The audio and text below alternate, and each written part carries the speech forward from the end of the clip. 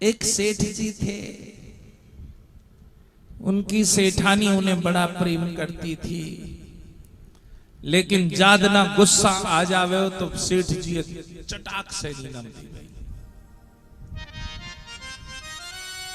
वैसे बड़ा मान सम्मान करती थी, लेकिन सेठ जी थोड़ी सी गलती कर दे, थोड़ी सी गलती कर दे तो एक थप्पड़ लगा था। एक दिन सेठ जी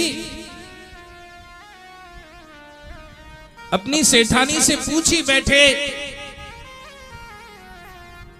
कि वैसे तो तू मेरा बड़ा मान सम्मान करती है, बड़ा ध्यान रखती है,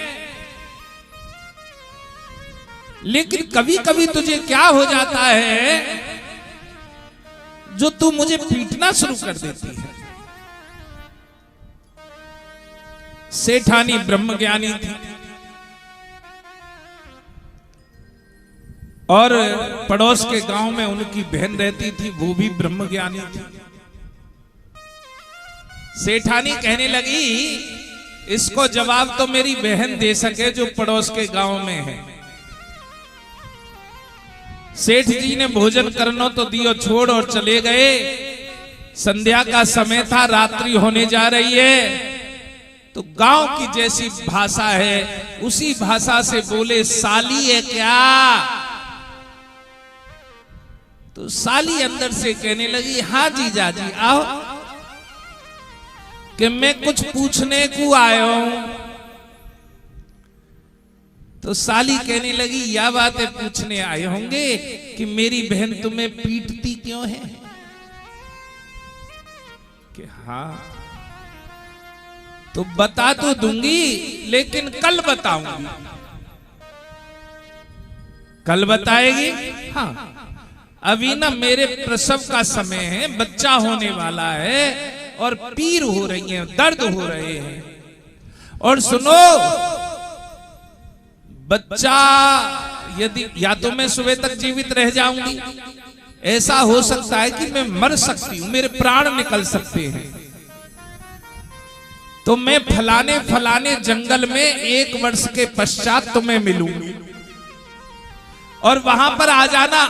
यदि या तो मैं सुबह बता दूंगी, नहीं तो मैं जब हिरणी बनूंगी ना तब बताऊंगा कि तू मरने वाली है। हाँ जीजा जी, कर्म तो है, शायद मैं हिरणी ही बनी। अच्छा भैया, रात को उसके पुत्र हुआ और सुबह तक वो मर गई। लाला जी लौट आए, लेकिन 1 वर्ष तक इंतजार किया कि हिरनी बताएगी कि सेठानी मारती क्यों है। 1 वर्ष पश्चात जो समय दिया था, उसी जंगल में सेठ जी पहुंच गए और वहां जाकर कहने लगे, सालिए का। तो एक हिरनी आई और आकर कहने लगी, हाँ जीजा जी, कि अब तो बता दे कि तेरी बहन मुझे क्यों मारती है। मैंने कहा, जीजा जी पानी के मारे गला सूख रहा है, मैं थोड़ा पानी पी आऊं। और सुनो, पानी पी के या तो मैं झटपट लौट के आ जाऊंगी, यदि मैं लौट के ना आऊं ना और मुझे शेर खा जाए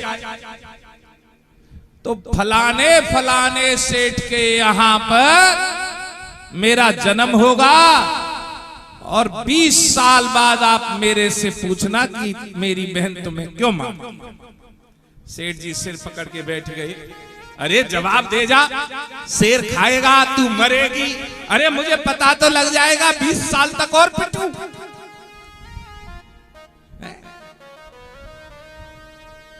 20 साल तक और पिटूं। अब भैया वो हिरनी लौट कर नहीं आई, और जब हिरनी लौट कर नहीं आई तो सेठ जी सोचने लगे कि वो शेर ने खा लिया। अब पत्र आया है 20 साल बाद कि फलाने फलाने सेठ की कन्या है और फलाने फलाने सेठ का पुत्र है, विवाह संस्कार हो रहा है। और हिरणी ने जो बताया था कि मैं फलाने सेठ के यहां पर जन्म लूंगी और 20 साल बाद मिलूंगी, तो जो कार्ड के ऊपर वधू का नाम था वो वही नाम था जो हिरणी ने मरने से पहले बताया। अब लाला जी कार्ड देखते ही फिर चल दिए और कार्ड देखते ही वहां पर जब पहुंचे तो उन्होंने फिर कहा, अरे साली है क्या? तो वो वधू अंदर से आवाज देती है, हाँ जीजा जी आओ।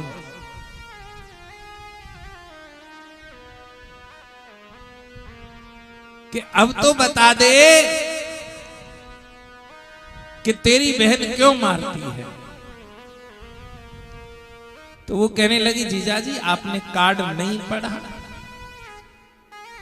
पत्र नहीं पढ़ा, पत्र पर आपने नहीं पढ़ा कि मेरा विवाह किसके साथ हो रहा है।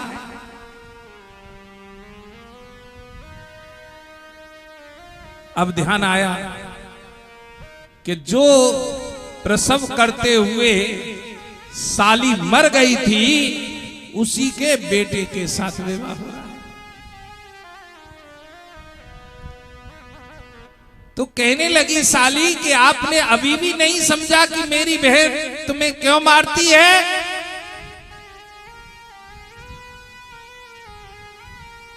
कि समझ गया वो किसी जन्म की मेरी माता है, मुझे वो उस समय नहीं समझा पाई लेकिन अब समझाती है इसलिए मारती है। तो हमारे जो संस्कार है वो एक दूसरे से जुड़े हुए हैं।